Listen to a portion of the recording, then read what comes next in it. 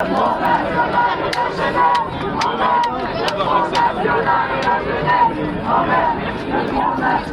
entend crier des slogans pseudo-anarchistes qui tournent le dos complètement aux véritables traditions anarchistes.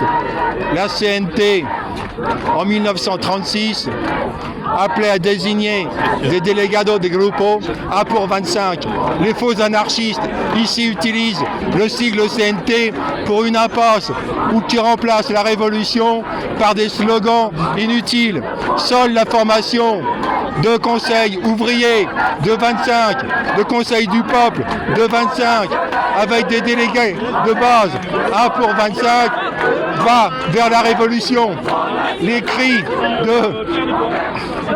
cris de colère ou de haine contre le Front National sont une impasse réformiste qui faisait le jeu de Hollande il y a 10 ans et qui continue à le faire maintenant.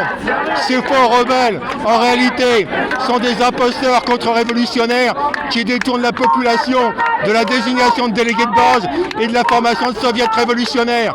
Ces faux anarchistes, CNT, usurpent un sigle, le sigle de la CNT de 1936, qui eux étaient des véritables révolutionnaires, qui appelaient à la désignation de délégués révocables A pour 25. Actuellement, les faux anarchistes qui prétendent canaliser la colère du peuple vers une impasse réformiste ne servent strictement à rien, sauf à saboter la révolution. Il n'y a qu'une seule solution, la révolution. Et donc, avec des délégués révocables.